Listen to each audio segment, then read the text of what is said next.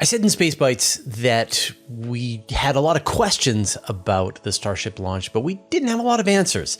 And so I was able to reach out to a couple of YouTube experts who specialize in spaceflight and SpaceX things. I got a chance to talk with Scott Manley and Marcus House. So during this conversation, we talk about all of the events that led up to the launch of Starship, what kind of damage was done to the launch facility and what it's going to take to repair it, what happened during the flight itself, and what does the future hold? How long are we probably going to be expecting to wait for the next Starship launch attempt? So enjoy the conversation with me, Scott Manley, and Marcus House. Marcus, can you give us sort of the history of leading up to this launch, the short version? I mean, everybody's pretty familiar with it, but sort of what brought us to, what's it? Thursday, 420, right? Yeah, to this launch. Yeah, it was Thursday.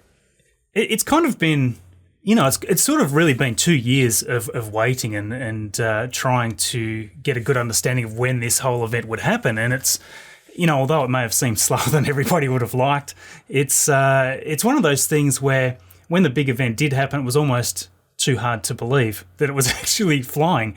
And actually, I think Scott probably said it best as one of the tweets I think that you put out where it's like, I'll be amazed if all the engines fire up and they actually let it go. And I was exactly the same. I was the fact that they fired up all 33 engines, presumably. I don't know if 3 failed initially right from the pad or whether they failed in the first 10 seconds. I think that's still unclear. But, that to me was just one of the most strangest scenes to see that actually lift off.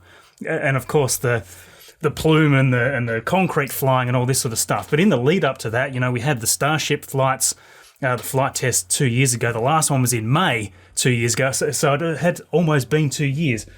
And it's just been this huge development of the Stage Zero system, this system that is kind of unprecedented in terms of the robotics of Mechazilla, all this kind of stuff. So it's been astounding. But the question in my mind, and everybody's mind really, has been for a long time, will the pad actually hold up based on there not being a flame diverter, not being a proper water deluge system, all this kind of thing? That's been the big question. And of course, that question was pretty much answered the other day. So yeah, I don't know. Resounding no. Now, Scott, you quite rapidly identified the problem. I was watching on Twitter, and you sort of called back to a tweet that Elon Musk had made a couple of years ago saying that it might make a good idea to install a flame diverter. Not sure. This could be a bad idea and haunt me in the future. And you then quote tweeted that, pointing out said, that yes, guess indeed. what? Actually, we needed it because, on launch, we had an RUD, rapid unscheduled digging. Yeah. It did not have a flame trench, so it dug its own. Yeah. And unfortunately, all that debris ended up flying everywhere. In particular, it flew towards some of the ground service equipment. It flew through the cameras that were set up. Yeah. it ended up NASA getting... Spaceflight's van just got smashed. The van cost a whole lot less than the cameras attached to it. I'm not surprised by that. Yeah, it's wild. It's a big setup. Yeah. What was the scale? Like, how much damage was done to the launch complex? Well, given the size of the hole that was dug out, that's easily hundreds of tons of rock being thrown around. Yeah. Yeah. And everything, I don't think anything escaped damage. Now, the real question is, did any of that debris impinge on the spacecraft and, interfere with its ability to fly? And that's not been answered. I think it might well be yes, because we had 2 engines next to each other that were out. Yeah. And that implies a common cause, but it's not a guarantee. Yeah. Yeah, I think that you've got those 2 Raptor boost engines on the side that went out, it seems to be reasonably certain, I think, that something might have hit both of them, as you say. It would be really great if we could get a bit of information on when those 3 first engines went out. It would give us a lot of good hints. They were off right from what appeared to be the launch, right? Like on the little graphic. The moment they actually showed them, yeah. Right. Yeah. So the earliest photos we have show at least 2 engines out. One in the center and one on the side. And that could possibly be 3. And then the first moment they showed us the telemetry page, they showed 3 engines out. Yeah. In the earlier shot, you can see the one that SpaceX tweeted that shows the rocket moving past. You can see that engines are out there. I almost think that they were probably out within that first 10 seconds of firing up, but it's really hard to say until we get a definite on it. And there's been no official announcement at all? Not on that particular point, I don't think. Yeah. Not that we've seen. I have been told that they could lose something like 2 engines and still fly, and still commit to a launch, because they were designed with some margin in there. But that, I'm not sure what the status of that information is, because things I get told are not necessarily public information. Yeah. Right, and right. I mean, one of the questions I suppose that I don't know if we really had answered, was there any sort of mass simulator on board in terms of payload, anything like that? And I don't think there was. As far as I've seen, there's been a couple of images that were grabbed from like cameras showing scenes from within the launch control. And by the looks of it, there was really nothing much inside those fairings from some of the shots we've been able to sort of tweak and see. I mean, they had sealed that up. Right? Yeah, they did have the mail slot for a while, and then they sealed that up. Yeah, I was just wondering if maybe they'd popped in some sort of mass simulator at some point, but I don't think they did. So it was pretty much empty. They would have had plenty of margin, I would think, to lose some engines, as you say. Certainly no paying payload on this first flight, which is good practice. Yeah. But I think the thing that really caught everybody's attention was some of the shots of the concrete landing in the ocean. You just saw the ocean just light up with just splashes, and quite big ones, very large masses. They were and large objects. enough to show, on a low quality stream taken from a drone. Yeah. And I did the math on they had to move like 500 meters or something to get to the ocean. Yeah. And so based on that, worst case, or the slowest speed they could have been projected at was something like 160 miles an hour, 70 meters per second. Yeah, and there was just some colossal chunks on the beach too. Yeah. I know there was one there shared. Was one of the NASA spaceflight shots that was hat for scale, and it's like this huge chunk of concrete. That was an amazing shot. I saw somebody standing on it. There was pieces raining down, 6 miles away in the town. Everyone's houses were covered in dirt. And as you said, tiny pieces of it, Yeah, and we saw some pretty dramatic images of people's cars being I mean, a lot of that was just carried by the wind, right? The wind was blowing in that direction.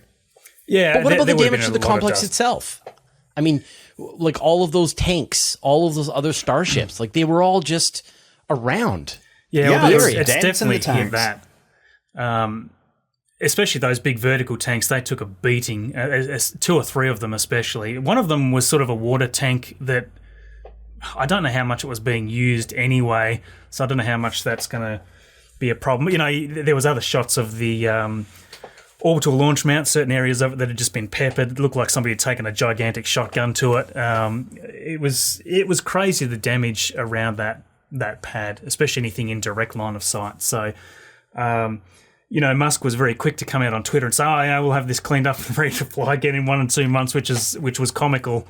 It may well be, but the FAA is going to be looking in because they had, mostly because of the small amounts of debris that landed on, whatever.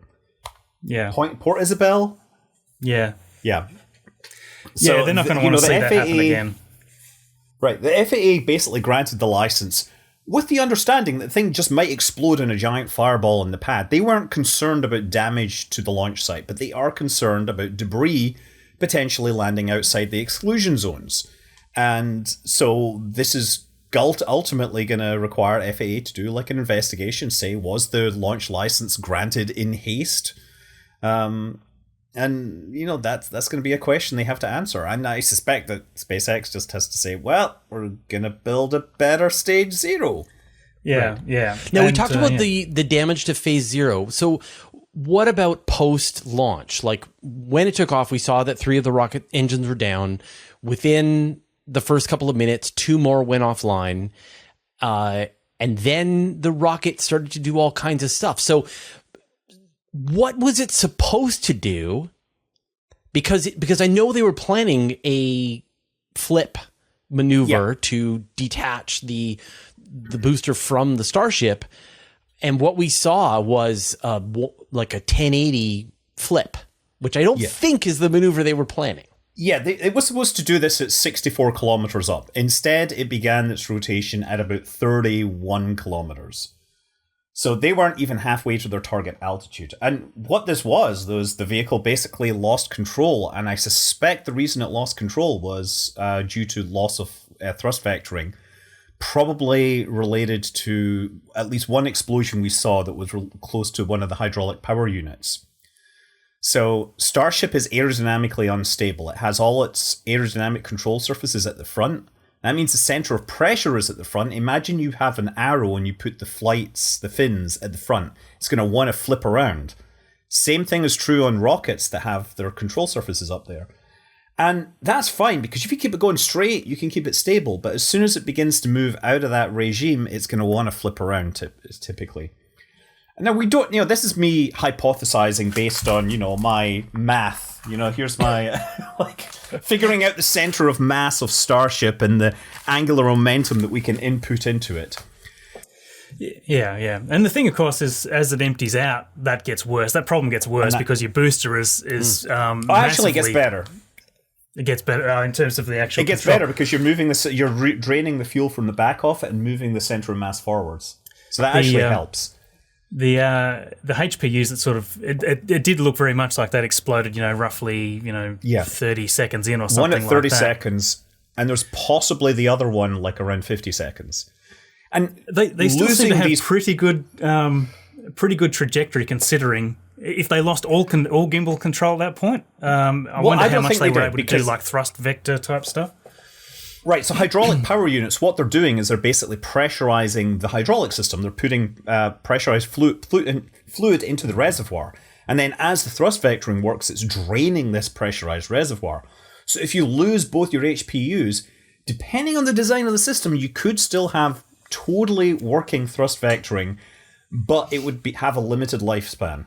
And there are early Falcon 9s, the grid fins, used like a open cycle hydraulic system, and there was one case where it just ran out of hydraulic fluid to work the fins, and so they added in an HPU to make this work. So it's possible that these things had enough steering and control authority to keep it straight, and then they got through max Q, and that's an important part for this argument, because max Q is the point where you've got maximum aerodynamic forces. So that is the point where, if anything, the thrust vectoring was going to be overwhelmed by the aerodynamic forces. And it got through that just fine. Yeah. It was a huge breakthrough, that part. Yeah, it's where your stresses are going to be highest. Although, when it was called out isn't necessarily when it happened. It's not clear if the call out we heard was when it was supposed to happen or when it happened on this flight, because they had lower thrust and therefore they weren't going as fast. So it's almost just a little hard to tell because, they've got a script that they're sticking to based on a plan that goes to plan. And then they're we saw that script twice. Yeah, that's right. Like, it was funny to watch the second version of it on the Thursday after the Monday, and they were following the exact same script. Yeah, very leading close up to it. Yeah, these are smart people that are probably really wanting to speculate and can't. Yeah. It's like, I could not present an official rocket launch stream because if anything went wrong, I would immediately be speculating, and they don't want that. Yeah. Right. I mean, the actual plume itself on the way up, it seemed... Looked fuel rich. It certainly did. It looked engine rich. It looked engine rich, yeah, that's what I was going to say.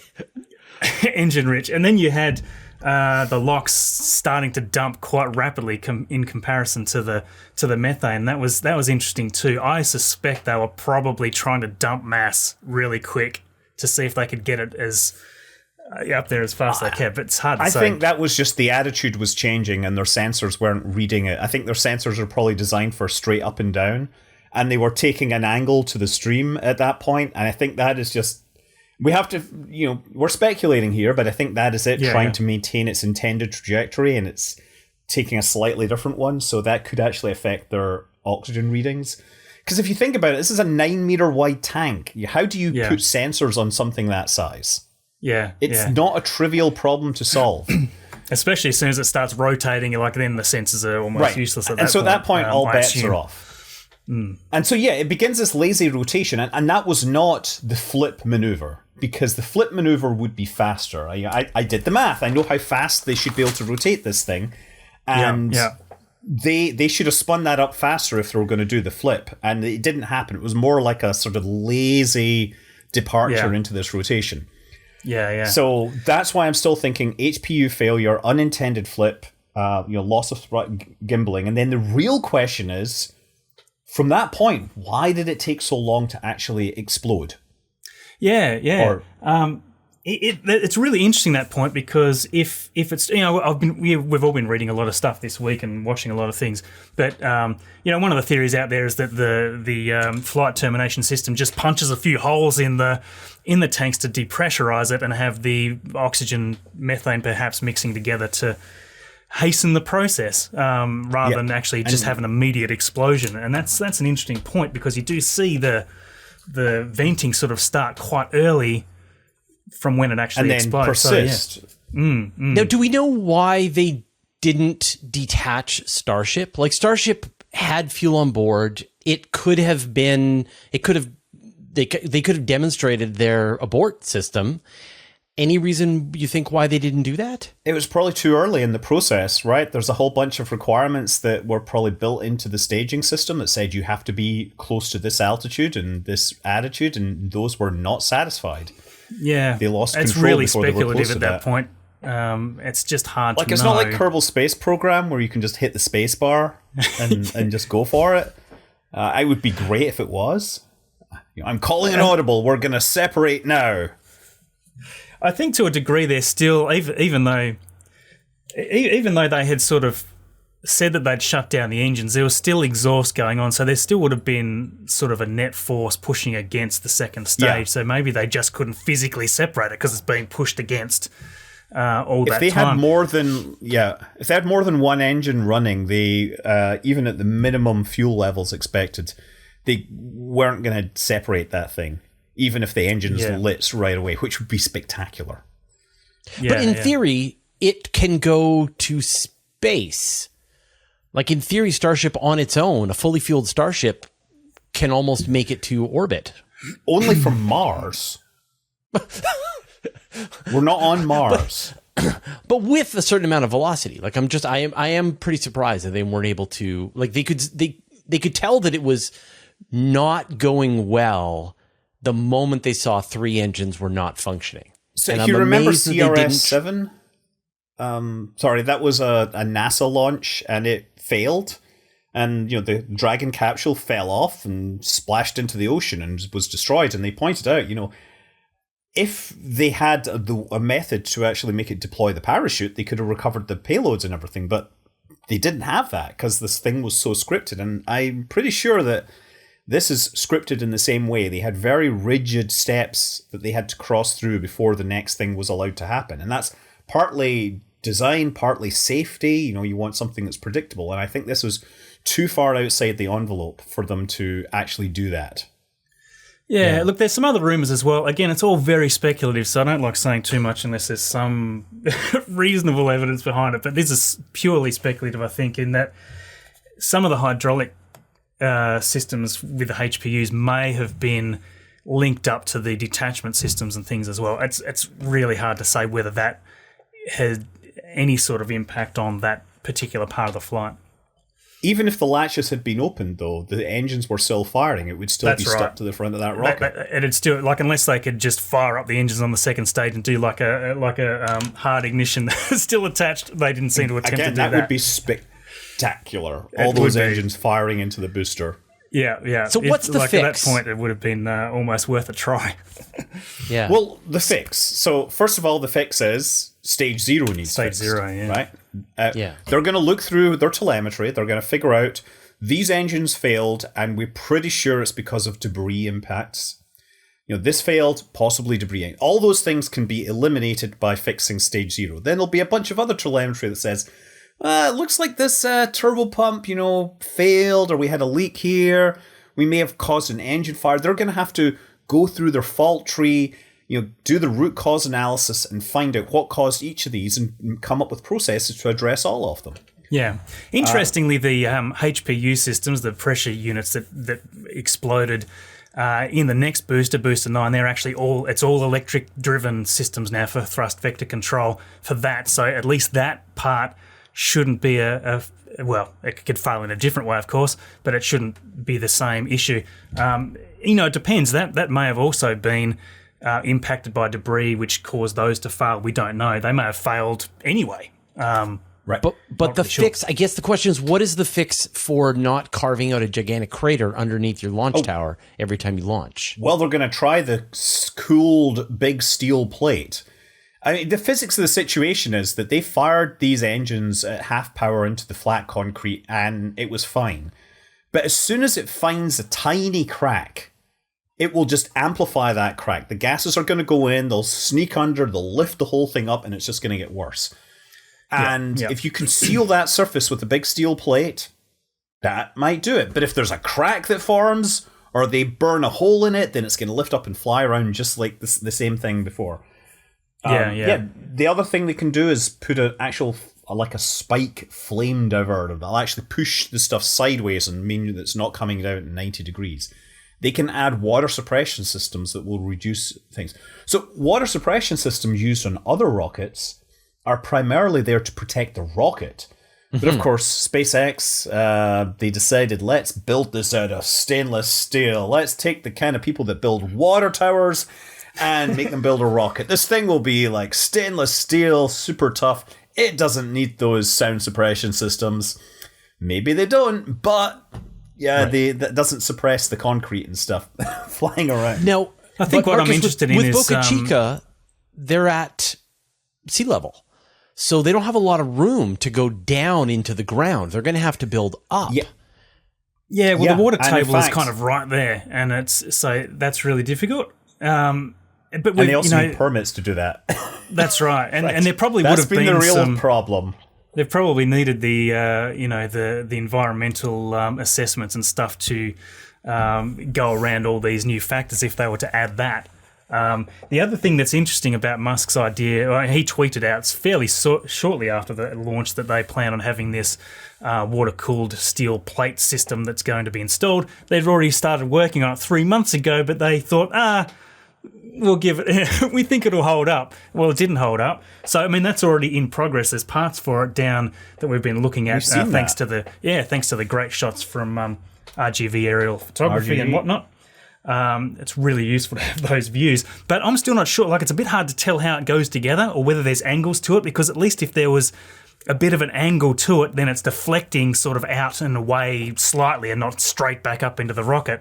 That's the thing that's interesting me most, I think, because if they can install that, and it'll essentially also be a little bit of a water cooled, I'm assuming, means there's going to be water blasting out of it, similar sort of deluge kind of idea, which would hopefully protect the rocket as well from the acoustics. But it remains to be seen how that fits together. It's a bit of a puzzle. There's pieces there everywhere. But worst case scenario, they have to build a giant pyramid of concrete with a hole in the bottom of it with cooled steel plates that they're dumping water, deluging water into it, trying to both suppress the sound and as much of the damage as possible. I suspect the water will come out of it. I reckon it's going to be fed sensitive environment. Like this could get complicated and expensive. It's called rocket science for a reason. Sure. Yeah. The bigger questions then are what happens with the tower that they've built at 39A, which is basically standing right beside the other. NASA will not let them use it until they solve their problems. Yeah, that's right. So there's a reason I think that the work has sort of stopped progressing there. They're going to whatever they're going to invent to solve this problem, it's going to have to be at 39A as soon as possible before they're really going to.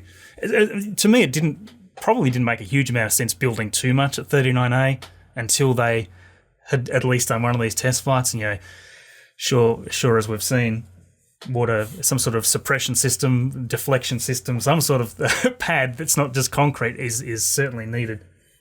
So I want to talk about the implications then for using this system for going to other worlds. We look at, say, going to the moon.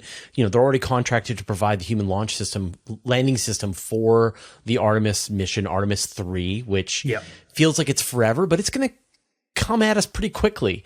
And we've got all of this dust.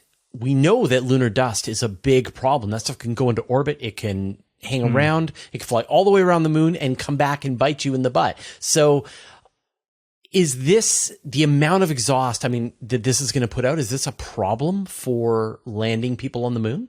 It's not a problem for Artemis 3 because they have, their spacecraft has engines up the top that fire sideways. So they've actually moved the landing thrusters away from the bottom. And that's a really good thing because it means that they can land on surfaces that would otherwise be impossible. But, their plans to land on Mars, which of course are highly speculative, those still involve the main engines digging into the surface of Mars. And that's not regardless happening anytime soon. There's going to have to be a lot of changes to whichever vehicle is going to do this. Obviously, it needs legs for a start. We're just looking at Starships without legs right now. The legs that they had when they did the Starship test flights 2 years ago with these little dinky things at the bottom, that's not going to cut it for landing on something like the moon. It needs to be quite a wide stance, I imagine, and we've seen mock-ups of the HLS Starship with a wide stance. But as you say, Scott, those the top engines. The question remains: what are those engines? And we really haven't ever seen any information. Super Dracos, Mega Dracos, something running off the equivalent in methane and whatnot. Ideally, but it's going to be really interesting to see that design take shape as we progress towards that. The big question in my mind's always been, how do they pick a landing site that is flat enough? And I'm assuming also they could launch with those top engines as well. So you're not necessarily blasting the 6 engines straight. You'll lift into the yourself lunar off surface. and then, once you're your far main enough away, engines. light up the main engines, I'm going to say, how do you pick a landing site that's flat enough? I don't know. I've done it in Kerbal Space Program enough. Everything I've learned about rocketry, I learned in Kerbal Space Program. So me too. We started that way. All right. So then, I guess, we don't want to speculate, but let's speculate. When do we see another launch of Starship? When do we see the next test, do you think? It's going to be more than 2 months. I think the FAA is going to take a minimum 90 days to do their investigation. They're required to investigate because of the debris. And if my FTS theory is right, then they're going to have to investigate that as well. And again, if it's an FTS issue, they can just put bigger systems on there. That's not a hard fix. Yeah, you've got a lot of things that you've got to tick off, really. Obviously, all the Stage 0 stuff has to be repaired. There's big questions to whether the big launch table on top, the big circle table that the Starship sits on, whether that's okay or whether they're going to have to replace it. They do have one at Florida that they could probably ship down and get installed quickly, but, are there differences between the two designs? Between 39A, where that's what they originally intended it for. To a degree, they've got a spare tower, Mechazilla Tower, just sitting there up with all its separate pieces waiting for something to be done. So, we're assuming at this point that the tower itself is okay. It's a big, sturdy-looking thing, so I think that would probably be fine at this point. But then you've got all the tank repairs to do with the vertical tanks. It is true that there's inner tanks. Maybe they're not so damaged as the outer shells, but they got hit pretty hard, man. I'm skeptical as to whether we'll see those being removed and use replaced them for nitrogen entirely. rather than oxygen or methane. Use it for less dangerous stuff. Yeah. Right. I think there's going to be a lot of legal stuff that's in their way. They're going to have to deal with the Army Corps of Engineers, who will be kind of mad that they did some excavations without the permits. Yeah. I think the FAA is going to do their thing, and I think just because it threw up a lot of debris and broke windows, you're going to get people coming in with their lawsuits trying to change the next one or prevent the next disaster. But those all get I don't think any of those will get in the way, but I still think it'll be like next year before we get the next launch. Or it could be maybe late in the year, but it's not going to be 3 months. So do you think the regulatory issues are longer than the technical issues to actually get the next version of Starship ready to fly? I think the legal stuff will just be blamed for the fact that the technical stuff takes a long time. I mean, we saw that already. I mean, with even just the initial test flight, they were getting these delays from the FAA, and then it was done. And then it was like 8 more months before they actually took a crack at trying to fly. Yeah, look, the FAA gets a bad rap, and it's like any government agency, really. They're slower than people would like to get things done, but they've got a very important job to do, as we saw here. I mean, that's a very important thing to try to figure out what's the real reality of what can potentially happen. What's the real damage that can be happened in all these scenarios? It's not an easy thing to answer when it's all unprecedented. This is the largest rocket, most powerful rocket to ever lift off. It's got 7,000 at full thrust, and we don't know how much thrust it had at liftoff because maybe there was 3 engines down, maybe they weren't firing at 100%. But at full thrust, it's supposed to be roughly 7,600 tons of force. So it's a huge 7,500 ton fiery jackhammer going straight down into the pad. Now, it's hard to sort of see what sort of concrete could really withstand that. And we found out. But yes, I mean, we were all hoping that they were right. No, that's right. We were all hoping that it would be successful. Unfortunately, it wasn't. But, we're armchair rocket scientists here with I've got no qualifications to make such a statement, but we were all fingers crossed that it would hold out. But yes, I mean, the whole community's been saying for years now whether there should be a deluge and, flame diverter and all that sort of stuff. That argument has been, argued and won by reality. It's been answered. Right. Awesome. Well, Scott and Marcus, I don't want to take any more of your time, but it was an absolute pleasure to do this debrief with you guys. Hey, pleasure. And it sort of saved me having to do some homework, and now I've been able to get you guys to do it for me. So now I'll be able to incorporate this in when I do my next news update. I'll just be able to just sort of repeat the stuff that you taught me, and we'll go from there. So, if there's any possible way that people don't know who you are, Scott, where can people find out more of your work? You can just Google Scott Manley. That's the easiest way. Right. Just make sure you have a safe search on. You don't want to see any on or off. Which should it be? On, because there apparently is another Scott Manley in history. All right. It's a name like that. Yeah. If people want to find out more, where should they go? Same thing, really. Just YouTube and Twitter. Yeah. Safe search is fine either way. Yeah, Marcus House should either return the YouTube channel or the Twitter feed. We've got reasonable following there now, so yeah, same thing. Awesome. Always appreciate it. Love communicating to the new fans of this thing, because there's so many people that aren't necessarily switched onto this yet. You know, it was very popular 2 years ago when they're doing the test flights, but we're always trying to engage. You know, if you know people that haven't heard of this stuff, even Falcon 9 landings, right? There's so many people I talk to here, no idea that any of this stuff even happens. They land rockets? Yeah, it's wild. That's exactly right. They really do. They do that. You show them one of these Falcon 9 landings and people lose their mind. It's like they've been doing this for, 6 years? Something Easily, like that. Yeah. So, yeah. Thanks, guys. And I'm sure we'll do this again. Fly safe. See ya. You can get even more space news on my weekly email newsletter. I send it out every Friday to more than 60,000 people. I write every word. There are no ads, and it's absolutely free. Subscribe at university.com/newsletter.